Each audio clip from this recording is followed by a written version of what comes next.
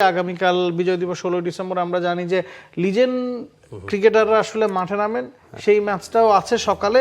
তবে এবার স্পটলাইটটা চলে গেছে কোয়াবের এই বিশেষ ম্যাচে, যেখানে মিরাজের নেতৃত্বে অদম্য স্কোয়াড খেলবে, শান্তর নেতৃত্বে অপরাজয় স্কোয়াডের এগেনস্টে, এবং সন্ধ্যা 6টায় ম্যাচটা মিরপুর শেরেবাংলা স্টেডিয়ামে অনুষ্ঠিত হতে যাচ্ছে এবং আপনারা সবাই টি স্পোর্টসের পর্দায় ম্যাচটা দেখতে পারবেন। জাতীয় দলে যারা আছেন, জাতীয় দলের আশেপাশে যারা আছেন বা জাতীয় দলে যারা নাই, তার মানে হচ্ছে মুস্তাফিজ এবং তাসকিন, এই দুজন ILT20 খেলছেন, বাকি সবাইকে নিয়েই কিন্তু এই আয়োজনটা হচ্ছে। এবং আজকে সকালে একটা চিটচ্যাটের আয়োজন করা হয়েছিল মিরপুর শেরেবাংলা স্টেডিয়ামে, সেখানে আনুষ্ঠানিক যে প্রেস কনফারেন্স হয় প্রেস কনফারেন্স রুমে, সেখানে আয়োজন না করে দুই ক্যাপ্টেনকে প্রেস বক্সে নিয়ে গল্পগুজব করা হয়েছে এবং আমরা দেখেছি বিভিন্ন ধরনের প্রমোশনাল অ্যাক্টিভিটিসও চালানো হচ্ছে। বিসিবি চেষ্টা করছে হাইপটা ক্রিয়েট করার, কতটুকু হাইপ আসলে ক্রিয়েট হলো, এবং মোটামুটি এটাকে তো আসলে বলা যায় যে অনেকাংশেই বিপিএল এর একটা প্রস্তুতিমূলক ম্যাচ।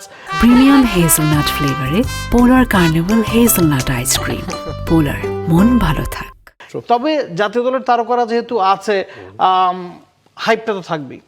নিঃসন্দেহে আসলে বিজয়ের দিনে এই ম্যাচটা হচ্ছে এবং আমার কাছে মনে হয় না খুব একটা সিরিয়াসলি প্লেয়ার এই ম্যাচটা নিবে, কারণ অলরেডি কিন্তু শান্ত মিরাজ কথাবার্তা হচ্ছে যে শুয়ে দিব। আজকে দেখেছি রিকশায় করে মাইকিং করা হচ্ছে। দিস আর ফান পার্ট, মানে এরকম কালারফুলি হওয়া উচিত। আমার মনে হয় এই ধরনের অ্যাপ্রোচ বিপিএলও থাকা উচিত, যেটা কিনা IPL এ থাকে, PSL এ থাকে। বিগ ব্যাশে আমরা দেখছি অনেক ধরনের আনঅর্থোডক্স অ্যাপ্রোচ অ্যাপ্লাই করা হয়, সেটা সামহাও আমরা বিপিএলটাকে we make it too serious. এবার হয়তো বা এরকম ফান এলিমেন্টস থাকতে পারে, যেটা এই ম্যাচটাকে ঘিরে দেখা যাচ্ছে।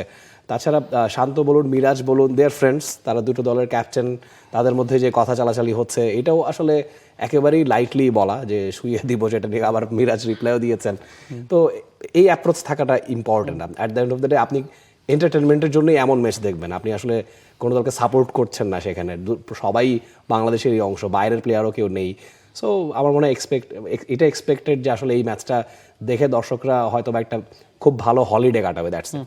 আমরা যদি স্কোয়াডটার দিকে তাকাই, অদম্য বা অপরাজয় স্কোয়াড, আপনি নিশ্চিতভাবে দেখতে পাবেন যে জাতীয় দলে যারা খেলছেন তারাই কিন্তু স্কোয়াডে আছেন। তাসকিন এবং মুস্তাফিজের অনুপস্থিতি হয়তো আপনার চোখে পড়বে।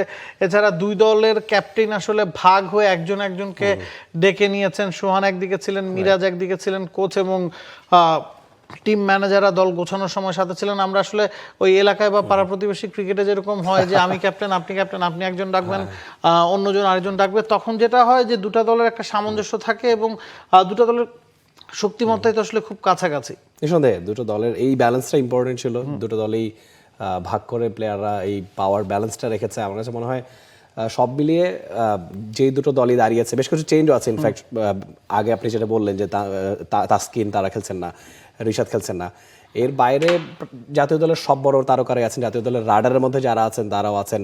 তো আমার মনে হয় এটা একটা ভালো উপলক্ষ। বিপিএল এর আগে আপনি একটা প্রিপারেশন তো নিতে পারছেনই। তার চেয়েও বড় ইম্পর্টেন্ট বিজয় দিবস যে ফেস্টিভ সিনারিওটা থাকে, সেই জায়গার সঙ্গে খুবই মানানসই একটা আয়োজন। For more updates, subscribe to our YouTube channel and click on the bell icon. Follow us on Facebook and Instagram. Download T Sports app to enjoy exciting games and highlights. Visit tsports.com.